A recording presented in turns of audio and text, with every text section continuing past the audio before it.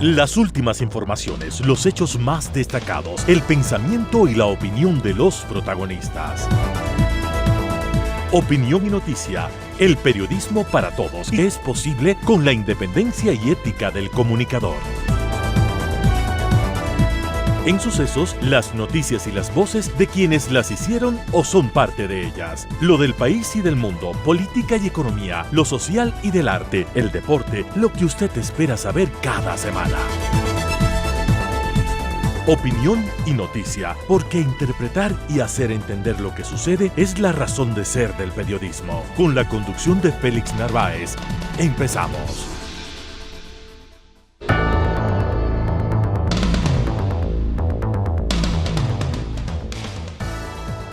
Una nueva semana con feriado y estamos en este día sábado enviándoles un cordial saludo a todos nuestros amables oyentes en el país y que también nos escuchan a través de las redes sociales.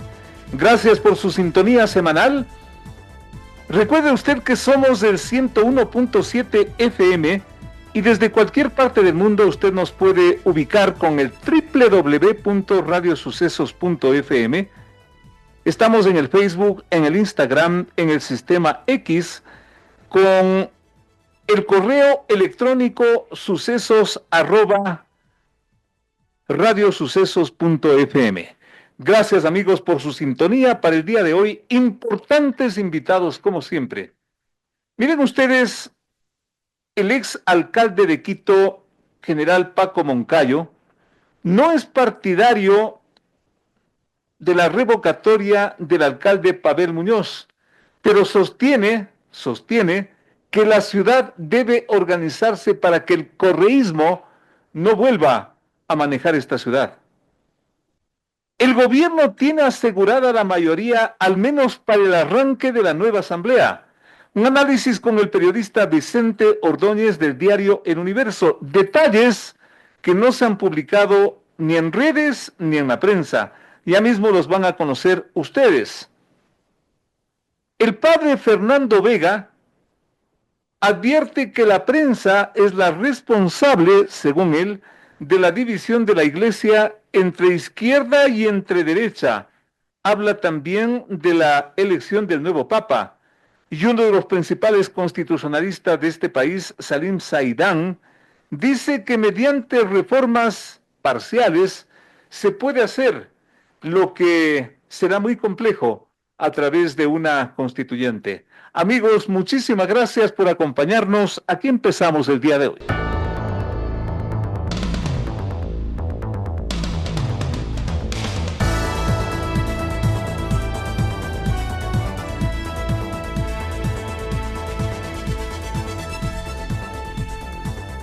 Preocupación se advierte entre los concejales de la llamada Revolución Ciudadana ante una posible revocatoria del mandato del alcalde de Quito, Pavel Muñoz, quien es acusado de haber hecho campaña política en el 2023 por el correísmo, lo cual es una infracción electoral sancionada con la destitución de cualquier funcionario que haya incurrido en esa falta.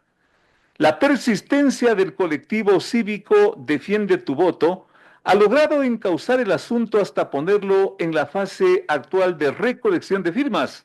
Se necesitan 206,000 y el colectivo ofrece presentar 1,000,000 al cabo de los 180 días de plazo que tiene para esa recolección.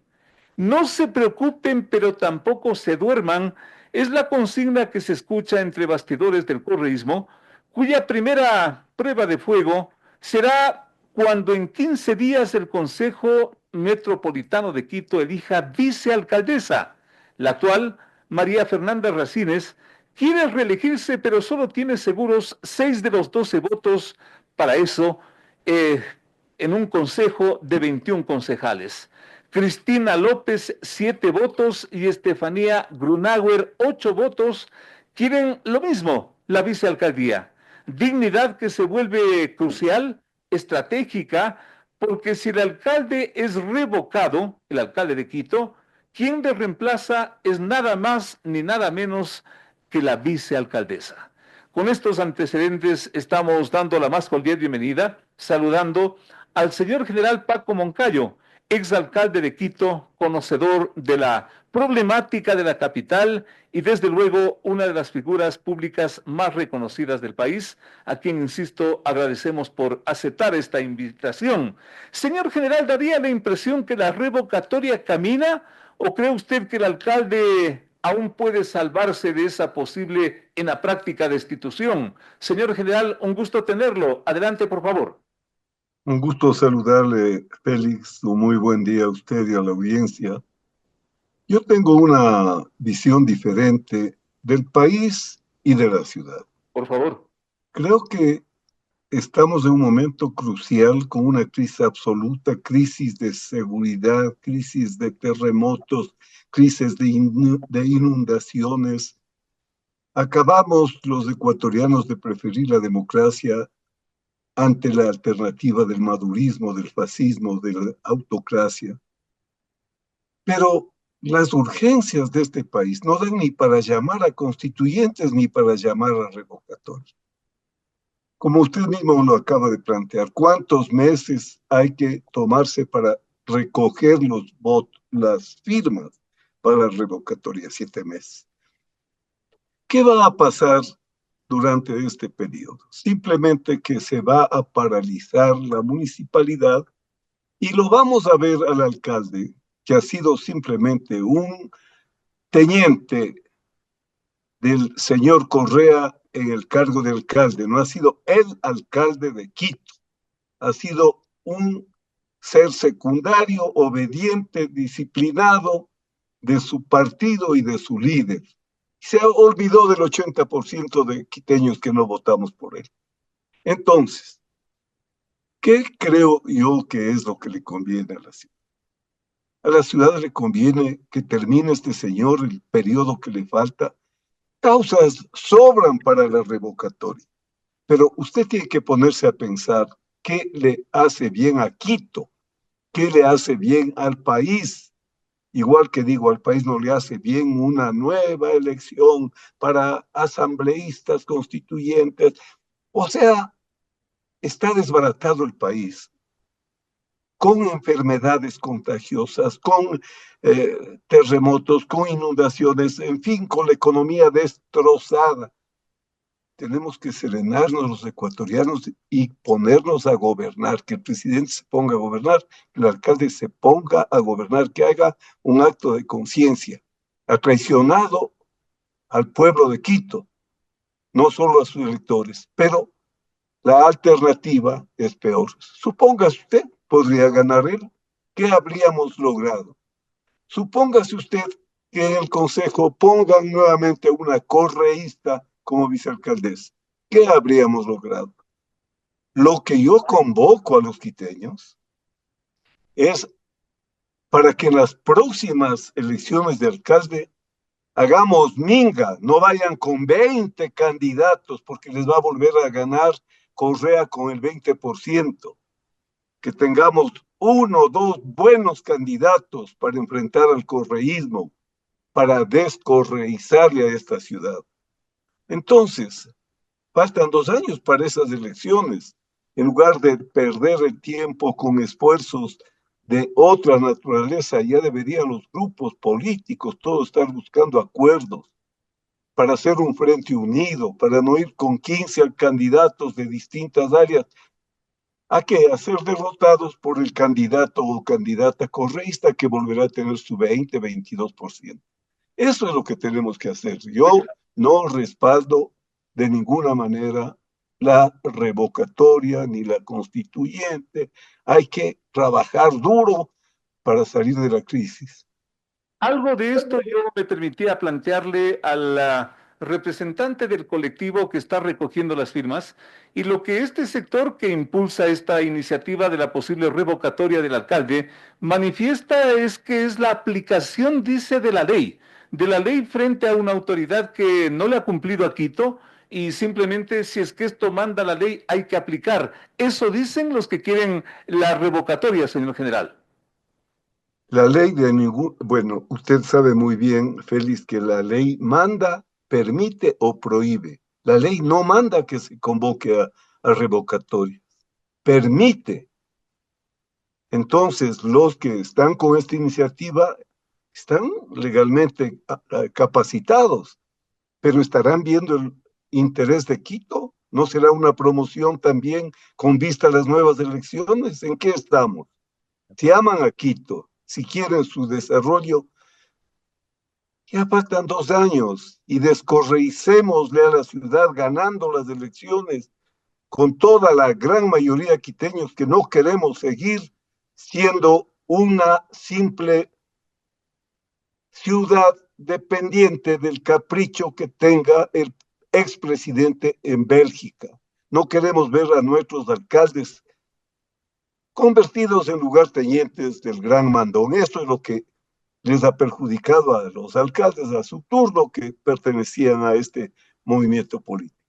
Su lógica, señor general, es muy clara, pero con todo respeto, ¿qué garantiza que esta ciudad se descorreice, como usted dijo inicialmente? Mire, la voluntad de los quiteños en las elecciones que acaban de pasar, usted ve cómo ha ganado Noboa aquí en Quito. Yo no me atrevo a hacer juicios de valor, pero créame que la mayor parte o gran parte, digamos, de esos votos por Noboa eran votos contra Correa. Se votaba por Noboa porque era la alternativa de descorreizar al país. Yo creo que esas mismas voluntades de aquí a 2 años van a ser la minga necesaria para votar por alguien que se libere de la coyunda, de la voluntad capricho y además del mal, de lo poco que le quiere a Quito ese liderazgo de ese movimiento. Yo tengo muchas razones como alcalde que fui mismo de saber cómo Correa detesta a Quito. Entonces, tenemos que esperar, conversar, dialogar, acercar voluntades, evitar 20 candidatos para ganar las elecciones al candidato o la candidata de Correa, porque aún siendo buenas personas, no se pueden liberar del yugo hacia el líder. Un líder que, vuelvo a decirle, detesta aquí. Me preocupa esa expresión, la respeto con mucha altura también, señor general, pero explíquenos esto que usted dice, ¿por qué cree que Correa detesta a Quito? Perdón, no le escuché la pregunta. ¿Por qué, en qué sostiene, señor general, con todo respeto, por qué dice usted que el señor Correa detesta a esta ciudad? Acuérdese usted, apreciado Félix, que nos quiso dejar sin el aeropuerto, Así que es. dijo que era el mayor atraco de la larga noche neoliberal. Era solo porque teníamos las opciones, el alcalde de Guayaquil y el de Quito, de hacer el aeropuerto. Como yo hice, enseguida, acuérdese, en Chile, ¿No? el mayor atraco de la larga Sí, noche señor, neoliberal. así fue, así fue. Entonces, como estos 50 exámenes de Contraloría, nunca han encontrado nada, porque usted conoce bien cómo gestionar. Pero no es a mi persona, pues no. Son regionalistas. A Quito no le quieren. Entonces hay que reaccionar, hay que recuperar la capitalidad de Quito. Vea, de 16 candidatos a la presidencia, no hubo un quiteño. Entonces hay que recuperar la ciudad, que vuelva a ser lo que fue durante muchísimo tiempo, con muchísimos alcaldes, una gran ciudad. Y hay que lograr que en las próximas elecciones volvamos al proyecto de la gran ciudad, a ver cómo llegamos del 34 a nuestros 500 años de fundación española. Vamos a llegar como una ciudad fea, maltratada, resentida, Sí, señor. un infierno urbano. Mire, Félix, no hay autoridad por donde usted ve, construyen donde les da la gana, en áreas prohibidas, porque los lajares pueden llegar por ahí, construyen realmente urbanizaciones completas. Vea usted ese panecillo que es el cerro simbólico, la ciudad, la cantidad de construcciones que existen, cómo le han apeado.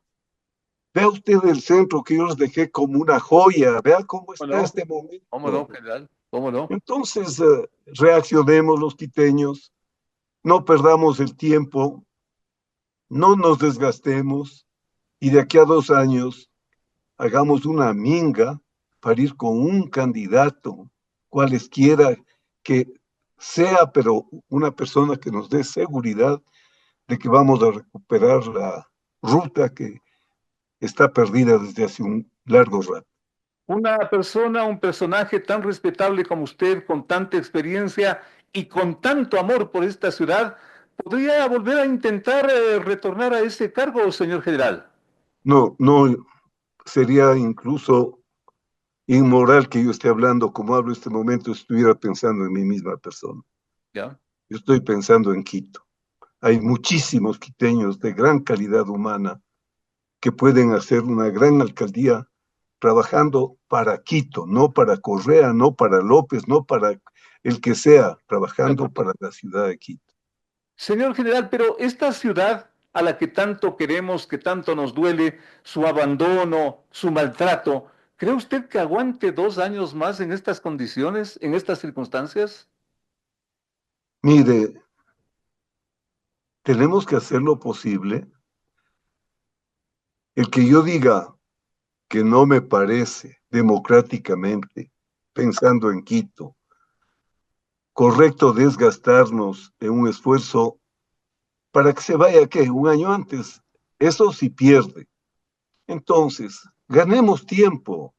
Estas mismas organizaciones cívicas a las que yo aprecio tanto y respaldo, dediquemos esfuerzos más bien a ver de aquí a 2 años. Ese tiempo vuela. El mismo tiempo que vamos a pasar en recoger firmas en elecciones que son tan costosas, ¿Cómo no? dediquémoslo a preparar políticamente una propuesta a Quito que sea vencedora de aquí a 2 años. ¿Algún nombre, algún sector que usted pueda referir como una posibilidad de, si es que cabe el término, salvar a esta ciudad general? Yo creo que deberíamos ver varias opciones válidas y cuando llegue el tiempo de inscribir candidaturas, ir con aquella persona que más opciones tenga de ganar, porque una cosa es que usted pueda ser una maravilla de persona, otra cosa es que quieran votar por usted. Y por supuesto los demás pueden ir a las concejalías, cosa que sea un gran equipo de quiteños de cualquier parte del país, porque usted sabe que quiteño no quiere decir nacido en Quito. Quiteño es vivir aquí, amar a esta ciudad, vivir en ella, educar en Es, ella a nuestros hijos. Eso es así el es, quiteño, ¿no es cierto? así es. Entonces, de un grupo de personas de esta naturaleza, con atributos morales especialmente, pero también técnicos, con experiencia, se escogerá el candidato a la alcaldía que corresponda, a los candidatos de las concejalías que correspondan. Yo creo que esa es la línea de acción cívica más adecuada. Los que aman a Quito deberían pensar en que no se trate de hacerle bien o mal a un alcalde, se trata de poner una balanza. Que gana Quito, no que gana mi colectivo o cómo nos desquitamos de este que ha hecho las cosas como ha hecho. No, no. ¿Qué gana Quito? Si no va a ganar la ciudad, si va a perder tiempo, va a perder recursos, esperemos con paciencia, que la diferencia no es mucha, Félix, ¿Cómo no? porque si sigue este proceso hasta que sea descalificado o revocado, y después ya qué queda de tiempo para las Totalmente. próximas elecciones. Totalmente. Pensando con mucha lógica y con mucho sentido común y sobre todo con la altura que a usted le caracteriza. Señor general, muchísimas gracias. Hasta la próxima. Muy amable. Gracias a usted, Félix, por invitarme. Un gusto haber estado con usted y un abrazo cálido a la gran audiencia de este emisor. Muchísimas gracias al general Paco Moncayo, exalcalde de Quito. Palabra mayor en todo lo que está pasando con esta capital y sobre todo con esto que preocupa a más de un quiteño, a más de un capitalino, la posible revocatoria del alcalde de Quito. Saquen sus conclusiones como siempre. Volvemos con más. Entrevistas importantes que tú quieres escuchar. La mejor información, la más grande opinión. Periodismo de verdad. Con Félix Narváez.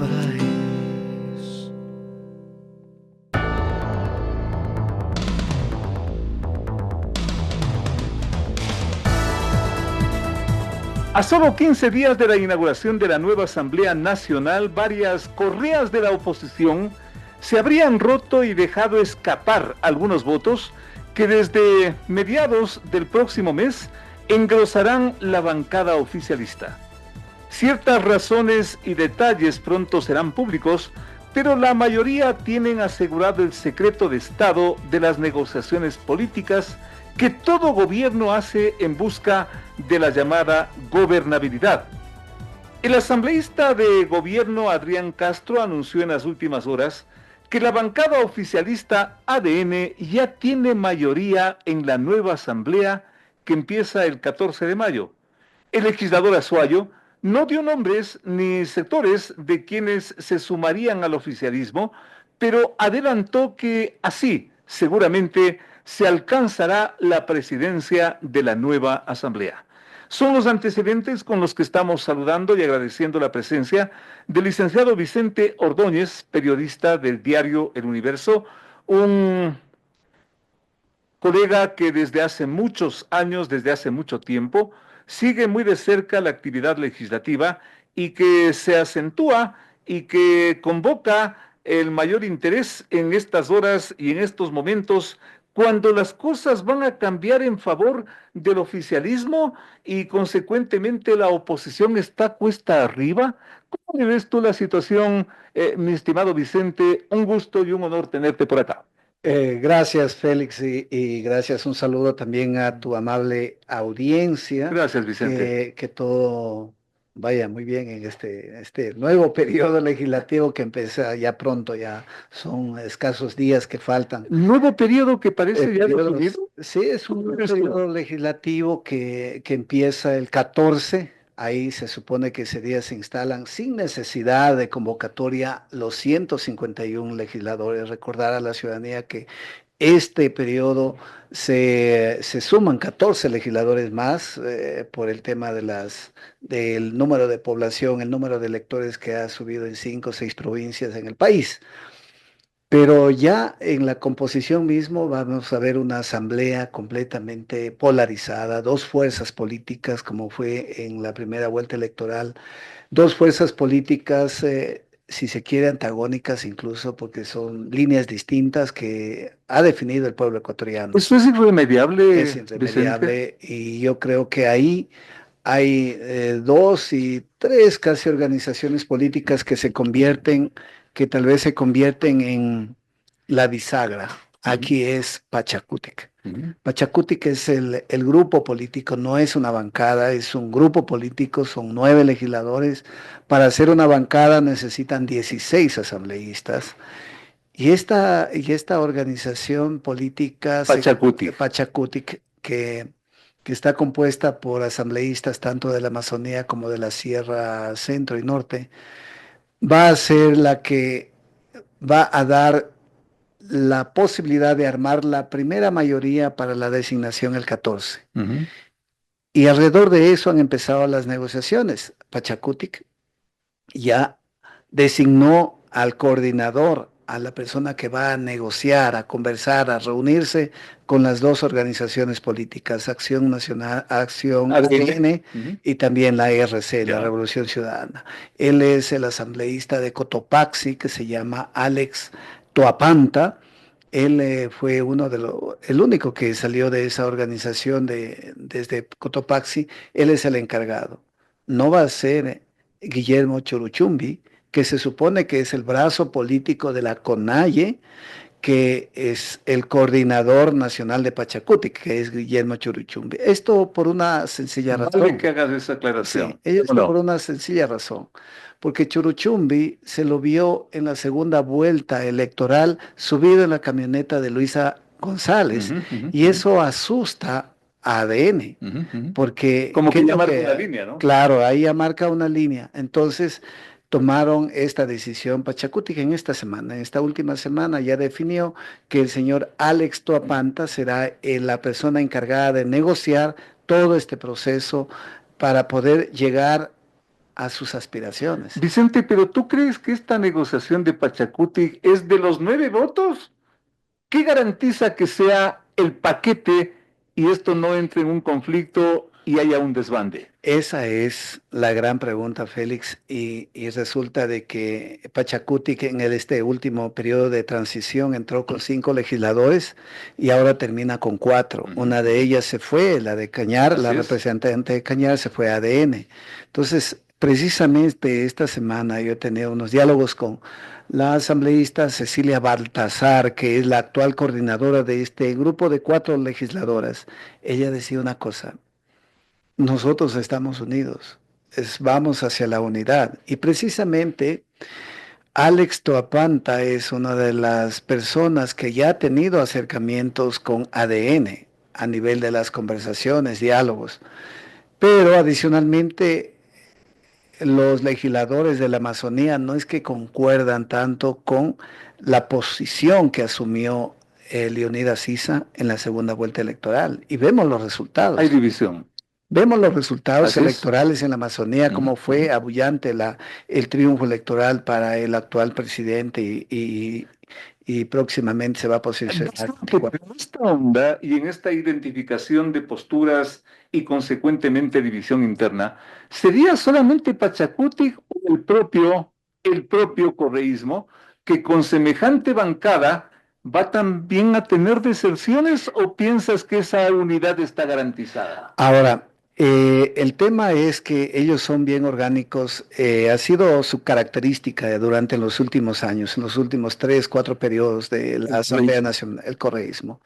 Pero ya hubo un desbande. Señor. Mónica Salazar, Ujú. asambleísta de Los Ríos, que ella ya prácticamente ya dio muestras de que va a estar con ADN. Ayer, precisamente en estos días, se tomó una decisión para archivar todo el proceso de fiscalización al actual Contralor, Figúrate. perdón, de la designación del Contralor. Figúrate. Y su voto fue clave para decir: se archiva el proceso de fiscalización, cómo se designó al Contralor.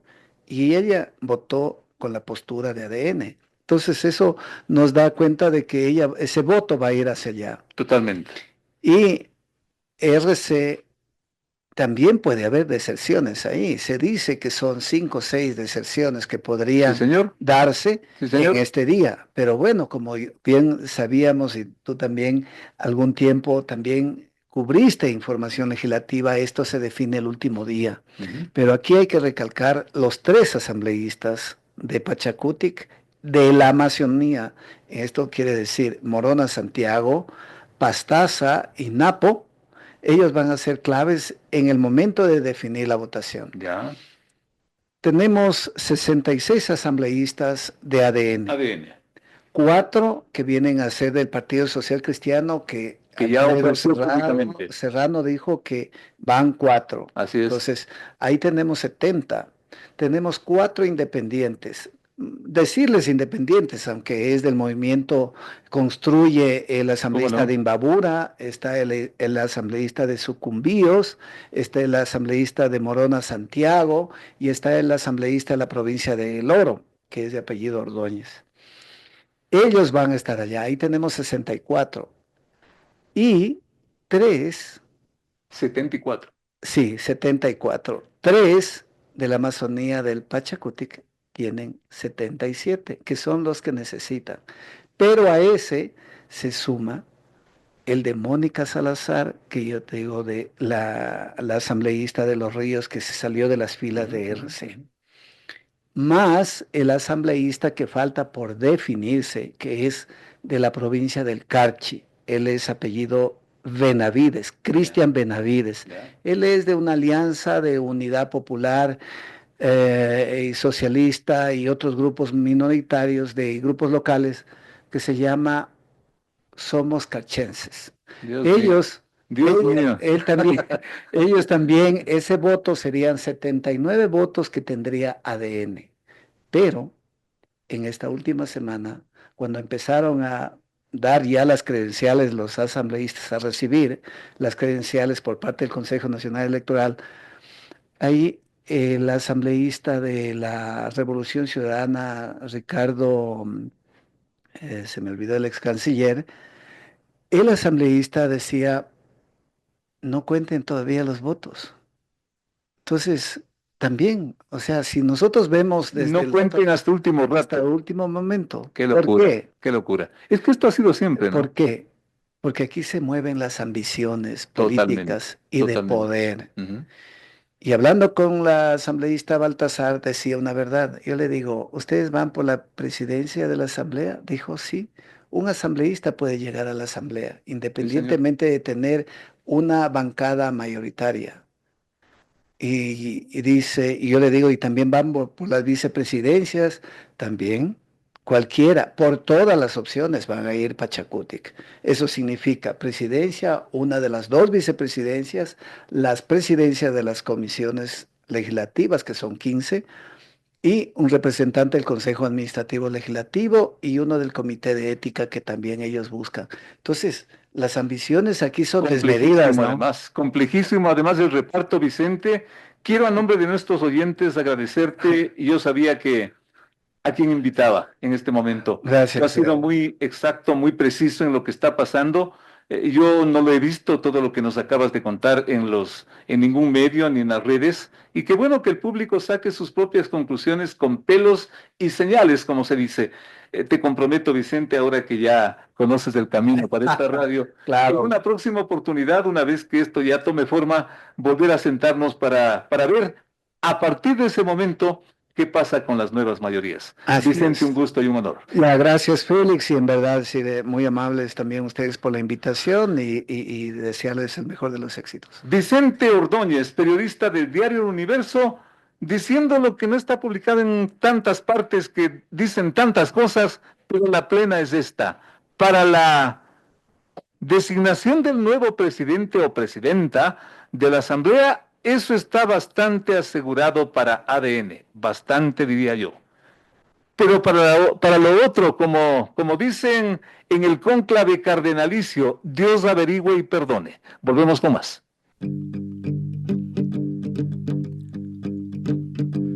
Llegó el fin de semana y tú te puedes informar con periodismo independiente, el que le gusta a nuestra gente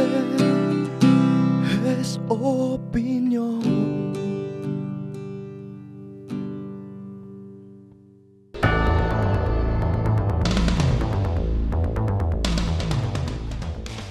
Y una creciente polémica se advierte sobre la posibilidad de próximas reformas constitucionales ofrecidas en campaña por el candidato Daniel Noboa, quien ganó la primera y segunda vueltas. En sus presentaciones, Noboa puso como ejemplos de la ingobernabilidad la libertad que los delincuentes obtienen a poco de ser detenidos y el caos, dijo, que proyecta el llamado Consejo de Participación, convertido en cabeza de la llamada función de transparencia y control, función que junto a las funciones electoral y a las que ya estaban creadas, pues simplemente dan un número de 5 y todo lo que es de dominio público. El presidente ganador de las elecciones dijo que para los cambios habrá una constituyente rápida y muy práctica, muy precisa inclusive. Damos la más cordial bienvenida al doctor Salim Saidam, académico universitario especializado en materia constitucional y conocedor también de la materia que estamos planteando. Daría la impresión, doctor, por toda esta conflictividad y esta polémica que se está advirtiendo, que se está escuchando, que esto de la posible constituyente para volver a refundar el país finalmente va perdiendo terreno y va perdiendo terreno la propuesta de cambios que planteó el presidente Noboa.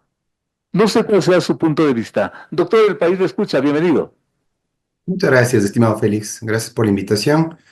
Bueno, lo que le podría decir es que es una aventura desde el punto de vista político y un riesgo innecesario desde el punto de vista jurídico, porque lo que tenemos es una constitución que tiene algunas falencias, obviamente en la parte orgánica, en el diseño institucional, pero que contiene también algunos avances en cuanto a principios, derechos y garantías, que no valdría la pena,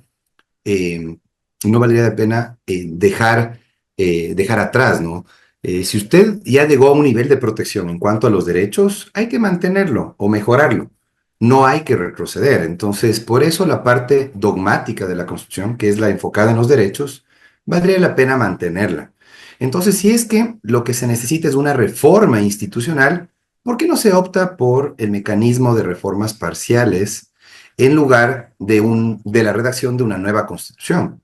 La redacción de una nueva constitución se justifica cuando no es posible solventar los cambios necesarios a través de reformas parciales a la Constitución, reformas legales a los códigos y leyes o el diseño o formulación de políticas públicas. Y yo creo que los problemas de inseguridad que enfrenta el país, los problemas institucionales, se pueden solventar con diseño de políticas públicas en materia de seguridad, cambio del modelo económico con reformas parciales a la Constitución. Se pueden también enfrentar con reformas legales, por ejemplo, al Código Orgánico Integral Penal, de tal manera que usted no tiene, digamos, la necesidad de sustituir completamente todo el texto constitucional, si puede hacer cambios puntuales a algunos de los artículos. El proceso constituyente se justifica cuando hay una demanda de cambio social significativo, una necesidad de cambios en muchos artículos de la Constitución. Yo no considero que sea este el caso que estamos enfrentando y creo que sin ningún problema se podría enfrentar los cambios que necesita el país a través de reformas a ciertos artículos de las funciones del Estado, a ciertos artículos del modelo económico y, sin lugar a dudas, también se podría hacer una revisión en la parte dogmática de los derechos sin llegar a introducir retrocesos en cuanto a los avances que se han dado en materia de derechos, ¿no? Porque eso sería lamentable. Además, hay compromisos internacionales que tenemos que respetar en materia de derechos humanos y por eso considero yo que no se justifica un proceso constituyente, estimado Félix. ¿Sabía, doctor, cuál sería el principal cambio, sin entrar en detalles por lo complejo del tema, el principal cambio que se podría lograr a través de esta reforma parcial? ¿A qué se podría llegar, doctor, para evitar esta constituyente que, insisto, está generando tanta polémica? Cambios puntuales, estimado Félix, en las dos nuevas funciones del Estado introducidas en el 2008 a través del proceso constituyente Montecristi. Eliminar definitivamente la función de transparencia y control social y eliminar la función electoral. ¿Por qué razón? Porque en las dos funciones usted tiene a dos organismos que han llegado a tener demasiado poder y que usted ha visto no han dado buenos resultados en cuanto al ejercicio de sus competencias. Me refiero puntualmente al primer organismo, al Consejo de Participación Ciudadana, que ostenta la potestad nominadora, ¿no? Es la que designa, es el consejo que designa autoridades de control, de justicia. Como ha estado conformado ha sido el problema, pero también el dar tanto poder a tan pocas personas. Cuando usted históricamente tenía a los congresos designando autoridades, ahora a pocos ciudadanos se les confía la responsabilidad de designar autoridades. Y ese consejo ha sido el escenario de pugnas políticas, de constantes cambios. Usted ha visto, se destituye un consejero, se le nombra presidente a uno, al poco tiempo ya tenemos otro presidente en el Consejo de Participación.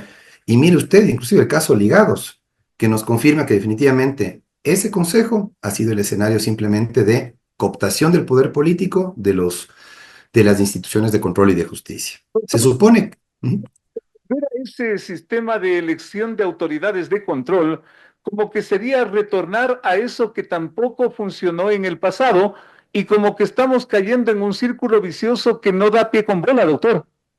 Sí, ciertamente la preocupación ciudadana es esa, ¿no? Que al margen de donde se encuentre la potestad nominadora, sea en el Consejo de Participación o en la Asamblea, vamos a tener iguales repartos, Exacto. ¿sí? Pero al menos, ¿qué pasaba en la época de la partidocracia? Usted recordará, usted, estimado Félix, con la trayectoria periodística que tiene y la cobertura que hacía en el Congreso Nacional, usted era testigo de los repartos de los principales partidos políticos de las instituciones de control. Le tenía el Contralor Social Cristiano, le tenía usted al Procurador de la Democracia Popular, le tenía usted al vocal del Tribunal Constitucional del MPD, y así se repartían los cargos públicos. Sin embargo, creo yo que exigiendo que los partidos mocionen a sus principales cuadros, a los mejores juristas que simpaticen con su proyecto político, se podría también hacer responsables a esos partidos de los candidatos que proponen, ¿sí? Mire usted, o sea, anteriormente en la Corte Suprema de Justicia, en el Tribunal Constitucional, tenía personas que tenían afinidad con ciertos partidos, cercanía con ciertos partidos, pero tenían un perfil mucho más alto de los que están desempeñando ahora muchos jueces en la Corte Nacional de Justicia, en instituciones de control. Entonces, creo yo que la solución no está solamente en mirar al organismo que designa autoridades, sino cómo mejoramos los procesos de selección de autoridades, es decir, cómo los hacemos más transparentes, cómo privilegiamos la meritocracia por sobre la cercanía con el poder político nada más. Creo que ahí debe estar el enfoque, en ver cómo organizamos mejores concursos, estimado Félix, que estén más legitimados por la intervención de la academia, por ejemplo, antes que estar fijándonos de quién es el que designa autoridades. Eliminar esas dos funciones, la electoral y la de transparencia, inventadas en Montecristi, en todo caso no afecta la estructura del Estado. ¿No sería necesario para eso también una constituyente, doctor? Sí, muy bien lo que usted señala, estimado Félix. Cuando se afecta la estructura fundamental de la Constitución o los Claro. elementos constitutivos del Estado, no se puede optar por el mecanismo de la enmienda constitucional, pero usted sí puede proponer reformas parciales a la Constitución. Mire, por ponerle un ejemplo, el Consejo de Participación Ciudadana ya se planteó su supresión, su eliminación, a través de, me parece que era una enmienda. La Corte Constitucional señaló, no se puede hacer a través de enmienda, pero sí a través de reforma parcial. Entonces ahí tiene un mecanismo. La reforma parcial se trata primero en la Asamblea Nacional y luego pasa a un referendo ratificatorio en el que el pueblo valida, apoya la reforma aprobada por la Asamblea Nacional. Entonces, tranquilamente por reforma parcial podemos suprimir el Consejo de Participación. Eso, Le pongo otro ejemplo, por el favor. Tribunal Contencioso Electoral. ¿Ya? Usted ha visto, ha llegado a tener demasiado poder el Tribunal Contencioso Electoral, y no es que ahí tienen el Tribunal Contencioso Electoral a unas eminencias del derecho electoral, a juristas de renombre, de prestigio, de formación y experiencia. Usted ha visto, ha tenido a jueces que han entrado en estos juegos políticos. Se ve eh, clarísimo el cálculo político para determinadas cosas, eso es indudable. Clarísimo, ahora la figura es la violencia política de género y por violencia política de género, eh, usted ha visto que Está se aplicado todo el destituyen. mundo. Así es, así es. Exacto, entonces creo que ha llegado a tener demasiado poder el Tribunal Contencioso Electoral y es un organismo que deberíamos analizar si lo mantenemos o no en la institucionalidad. El Consejo Nacional Electoral, por ejemplo, el problema no es la sola existencia del Consejo Nacional Electoral. Creo que el problema fue no respetar las reglas para designar a sus integrantes. Usted recordará que en la época de Trujillo, cuando fue presidente del Consejo de Participación Ciudadana, el doctor Trujillo eh, propuso en medio del proceso un cambio en cuanto a las reglas para designar a los integrantes del Consejo Nacional Electoral. Ellos aprobaron un reglamento con exigentes requisitos, más exigentes de los que establecía la Constitución, y sin embargo no fue cumplido eso, y fue un grotesco reparto. La señora Tamain de Pachacuti, el señor Cabrera del Partido Social Cristiano, el señor Pita de Creo, y así usted presenció la señora Cero del correísmo, ¿no? Entonces, mire, con buenas reglas establecidas en ese reglamento, mire, no se cumplieron.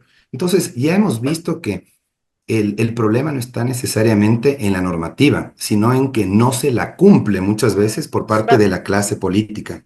Me ganó la pregunta, doctor, porque a manera de conclusión, porque de esto podemos estar horas y horas conversando, pero una vez reformada la Constitución, sea mediante lo que usted nos está explicando, sea mediante la constituyente, ¿qué garantiza que quienes tienen que aplicar esas normas, esas leyes, van a hacerlo?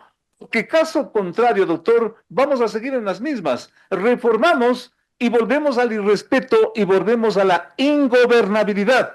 ¿Qué garantiza que cualquier tipo de reforma nos va a volver a gobernables, doctor? Finalmente. Sí, el cambio de constitución no soluciona los problemas del país, no nos permite solucionar las crisis que se presentan en varios sectores, como el energético, el problema de inseguridad, pero sí creo que es importante el revisar la distribución del poder, particularmente cómo fortalecemos a las instituciones de control y de justicia para que cumplan bien con su trabajo. Le pongo un ejemplo.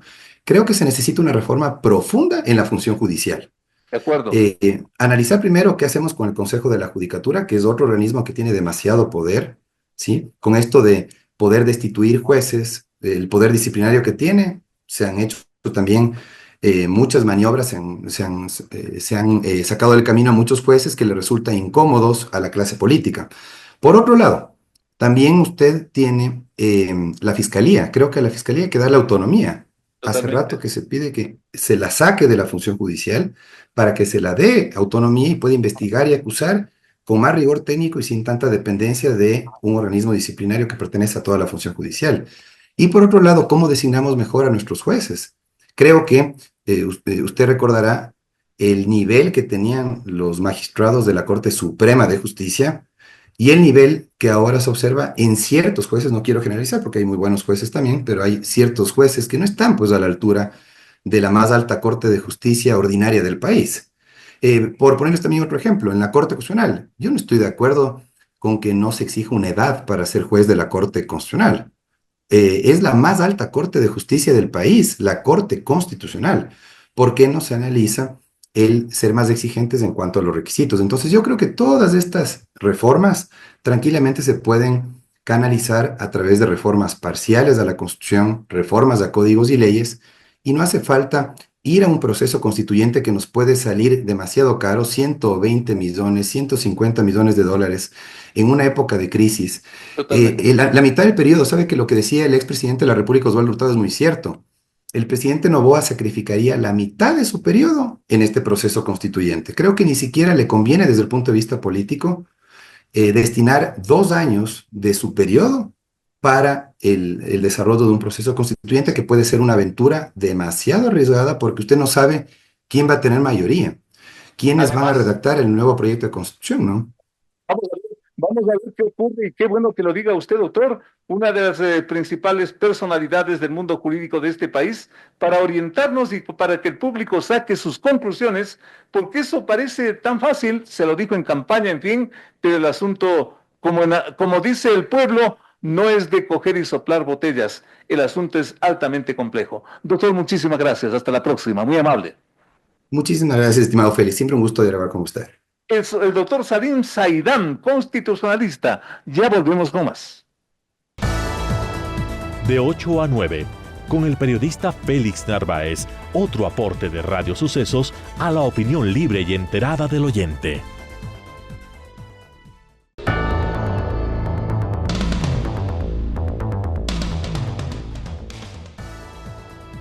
Algunos cardenales coinciden en que la elección del nuevo Papa será rápida.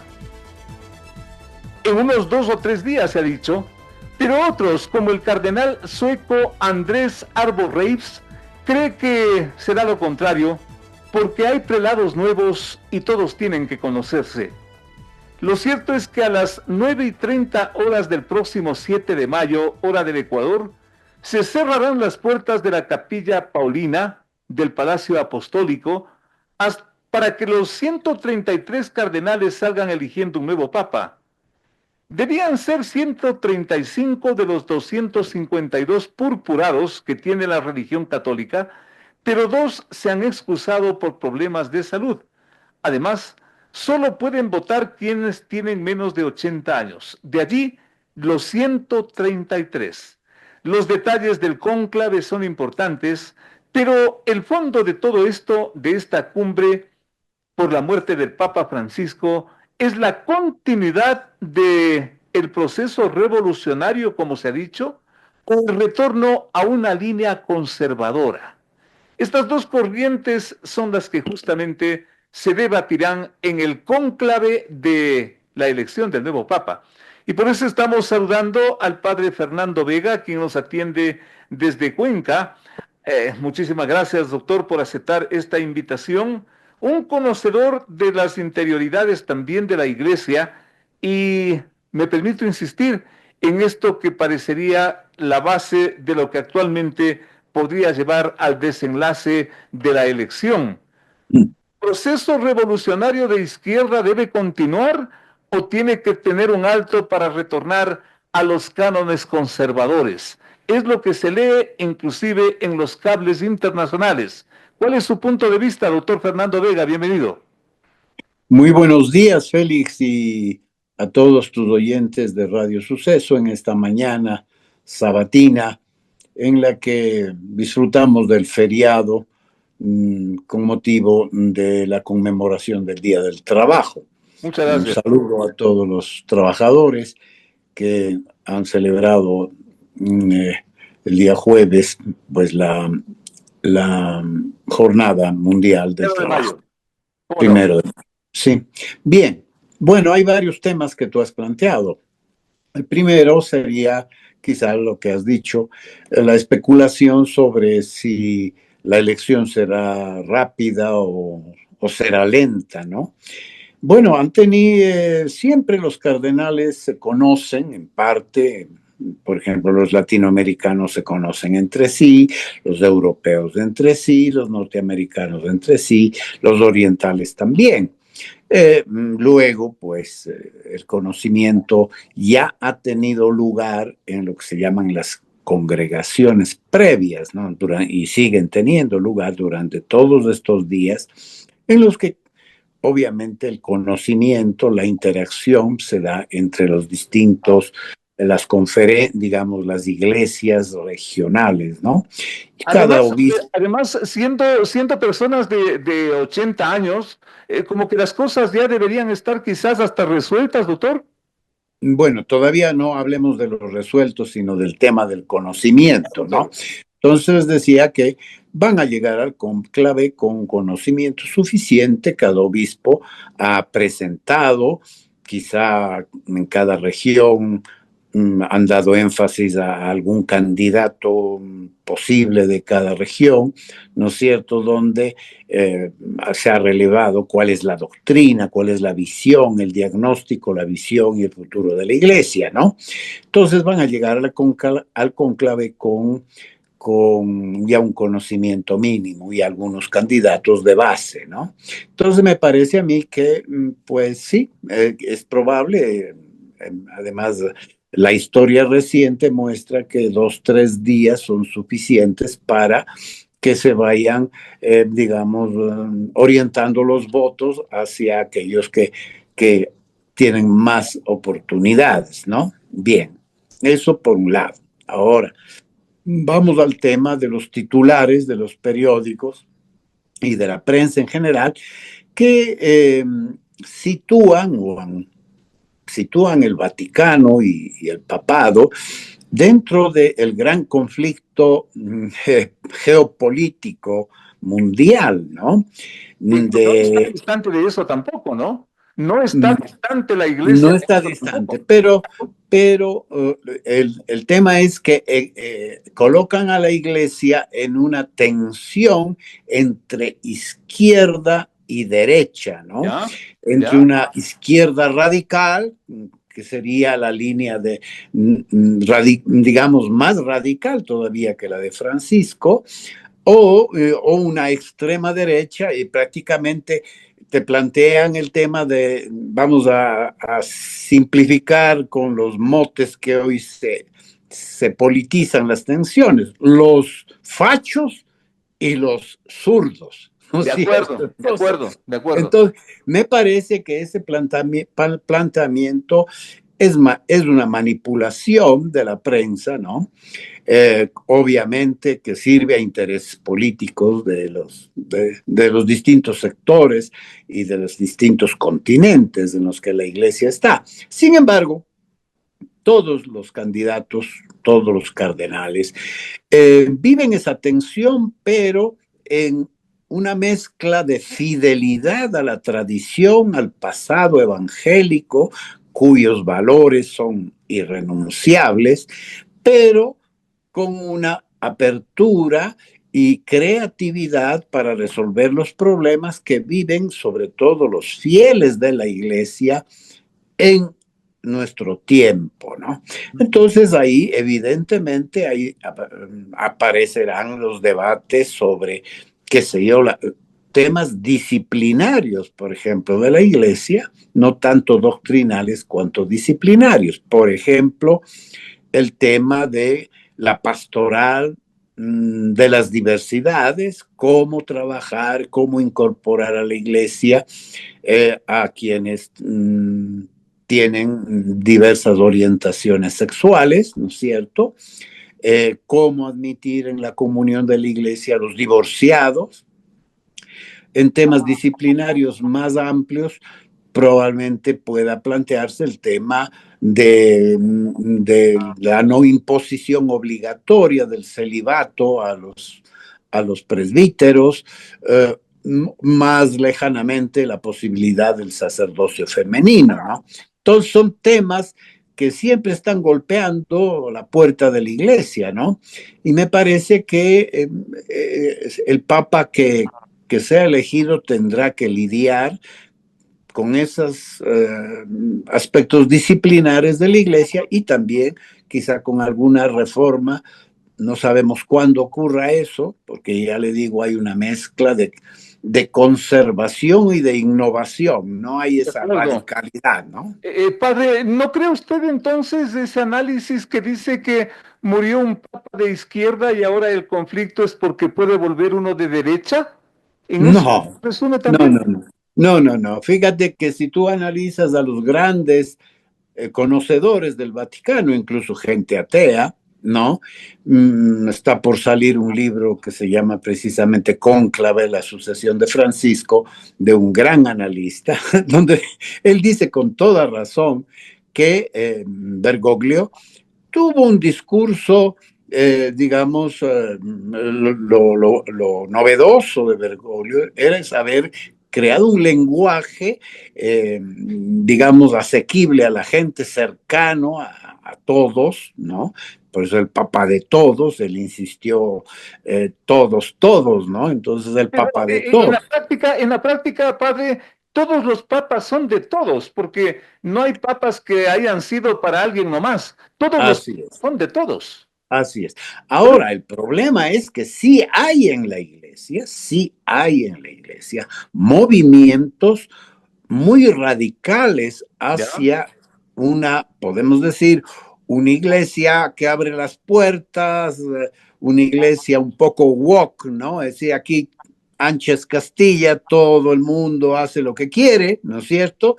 Y no pasa nada, no hay muchos compromisos, todos son derechos. Y otro movimiento también dentro de ciertas iglesias muy conservadores, insistiendo mucho en la exclusión de aquellas personas que no cumplen a la letra ciertas particularidades del evangelio que pueden ser, digamos, revisadas, o que incluso pues condenan, podemos decir, a quienes son mucho más abiertos y mucho más tolerantes, ¿no? Justamente, yo creo que justamente de ahí las dos corrientes, corriente de izquierda, corriente de derecha, que a su criterio, ¿cuál de las dos es la más fuerte o podrá ser la más determinante el día de la elección del nuevo Papa? No, esas corrientes extremas que tú le llamas de izquierda y de derecha, que sí están en la iglesia,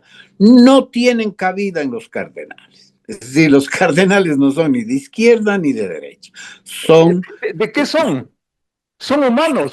Son pastores de la iglesia. Y la iglesia es diversa y la iglesia... Pero también tienen su corazoncito rojo y su corazoncito azul, pues, Padre Vega. No. A mí me parece que pero sí eso pasa también ahora en el Ecuador, en la política. Decimos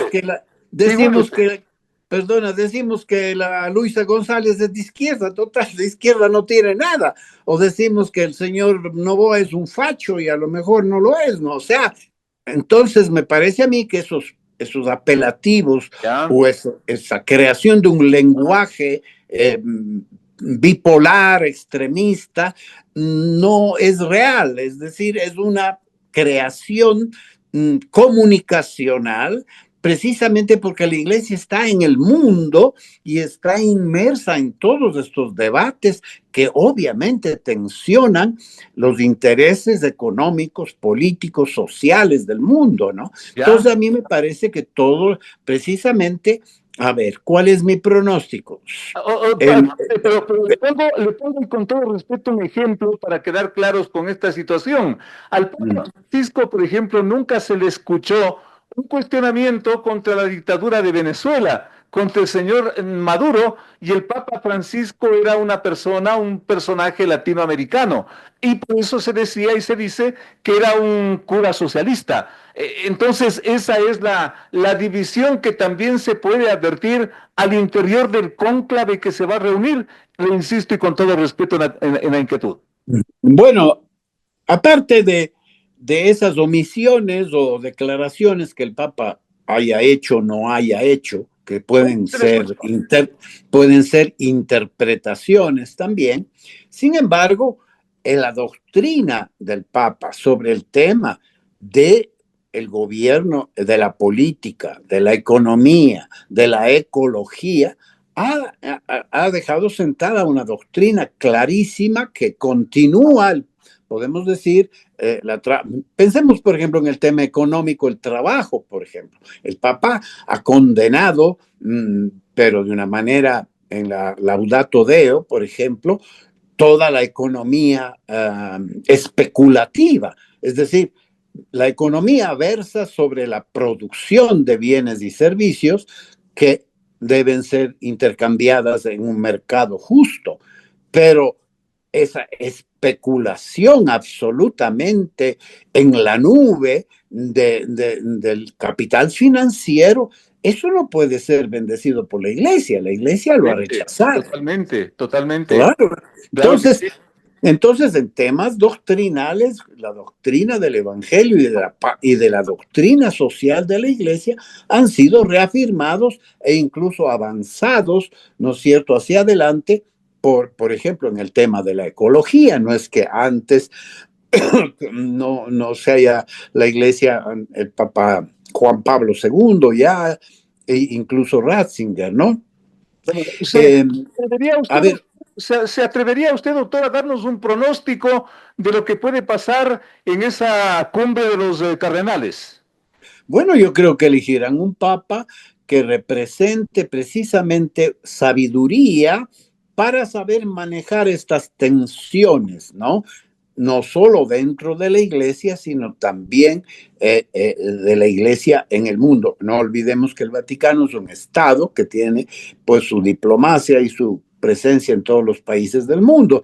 Fíjese usted que quizá en este momento, en el funeral de Francisco, se ha visto ese reconocimiento mundial, ¿no?, de todos los gobernantes del mundo, cristianos, no cristianos, católicos, protestantes, etcétera, que han asistido al funeral de Francisco, reconociendo el papel que tiene el Vaticano, ¿no es cierto?, como una voz orientadora, crítica y alentadora también, pues de una convivencia pacífica, ¿no es cierto?, de un mundo en paz, donde el progreso se asegure no solo para unas minorías de gran acumulación económica, sino para todas las poblaciones del mundo.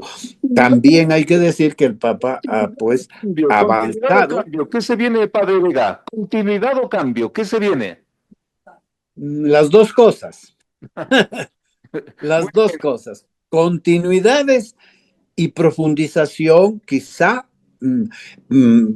podamos avanzar en que la misericordia de Dios se exprese plenamente en la iglesia, pero también la llamada del evangelio a ser auténticos, ¿no es cierto?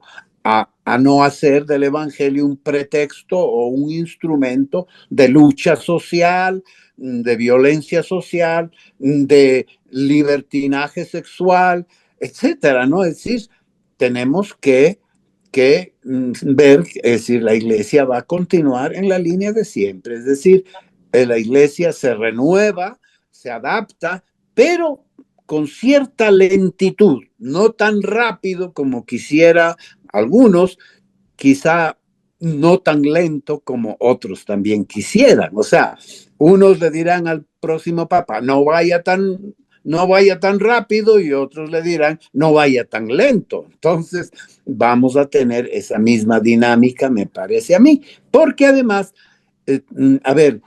Francisco ha dejado la marca de su formación de jesuita.